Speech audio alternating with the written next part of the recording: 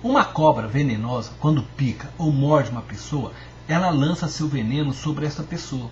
E este veneno vai penetrando todo o corpo da pessoa, através da circulação sanguínea. A pessoa picada pela cobra precisa tomar um soro. Este soro contém anticorpos que começam a destruir o efeito do veneno que foi lançado pela cobra. O nosso mundo estava bem, saudável, assim como aquela pessoa se encontrava antes de ser mordida pela cobra. Uma vez que o veneno foi lançado, a pessoa começa a morrer aos poucos. E conforme a espécie da cobra, a pessoa começa a arder em febre, passa a ter paralisia dos membros, dos músculos, paralisia respiratória, seu corpo está condenado à morte. Quando Satanás levou o homem ao pecado, ele lançou seu veneno sobre o mundo que Deus criara e trouxe para o mundo a morte.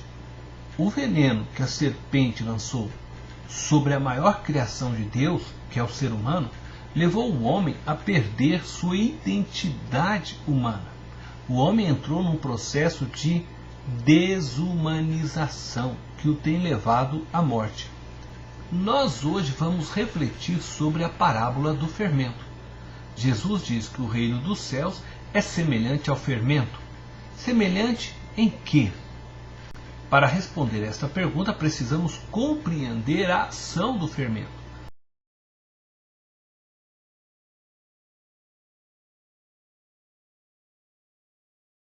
A primeira semelhança é que este reino se inicia de forma imperceptível.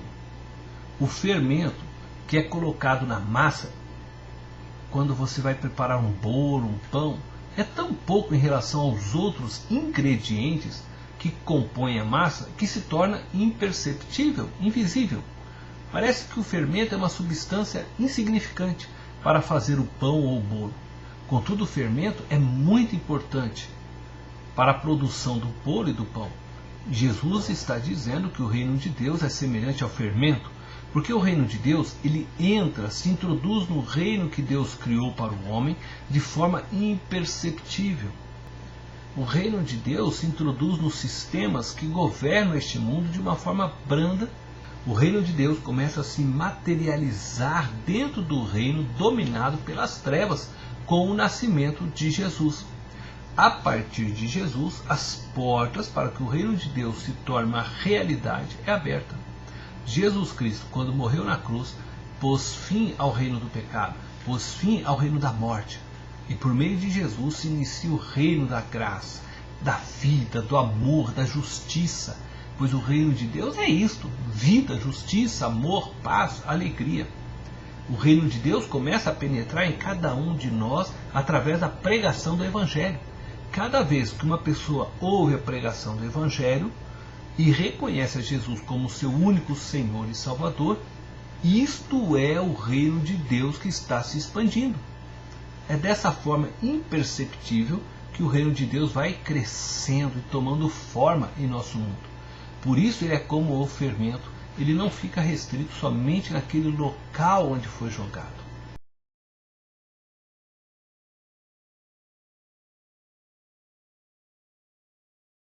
A segunda característica da semelhança deste reino com o fermento é que é um reino transformador.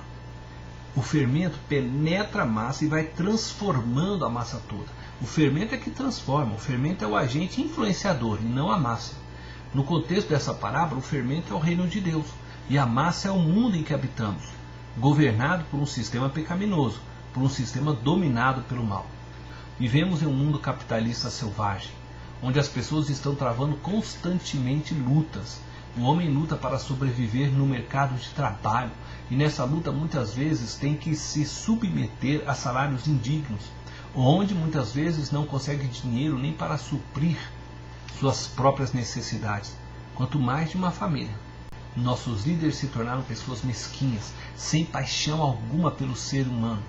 É contra esta estrutura pecaminosa que o apóstolo João se refere quando ele diz: não amemos o mundo. A pregação de Jesus é uma pregação transformadora. A pregação do reino de Deus é uma pregação que anda na contramão deste sistema pecaminoso que governa este mundo. Podemos ver esta realidade no Sermão do Monte, onde Jesus ensina uma cultura contra a cultura. Isto é, sua pregação no Sermão do Monte mostra como Deus deseja que o povo haja e que é o oposto de tudo aquilo que o homem faz. O reino de Deus é um reino transformador, pois ele vem para transformar este mundo em um novo mundo.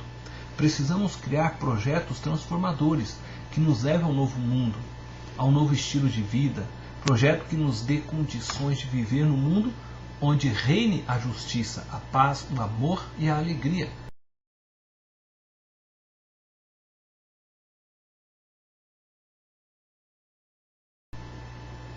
A terceira característica de semelhança entre o reino de Deus e o fermento é que o reino de Deus é um reino vitorioso. O fermento faz com que toda a massa fique fermentada e não somente o local onde ele foi colocado, conforme falamos. E o fermento acaba se sobressaindo sobre a massa, pois ele consegue penetrar sobre toda a massa. Isto significa que o reino de Deus vai reinar soberano sobre todos os povos e reinos. O reino de Deus vai pôr um fim definitivo nas forças do mal, no domínio que o pecado exerce sobre o homem.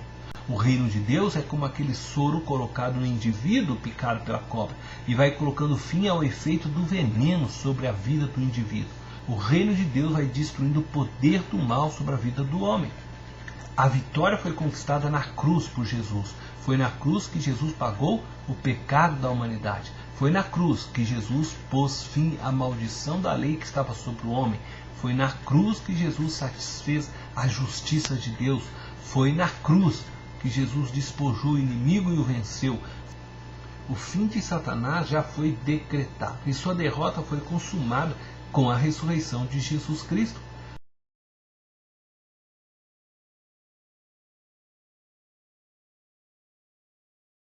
O reino de Deus está presente em nossa era. A cada atitude onde o bem é promovido, sempre que promovemos a justiça, a verdade, a vida, a paz, estamos promovendo o reino de Deus. O reino de Deus se manifestará à medida que nós manifestarmos os projetos de Deus. Deus te abençoe.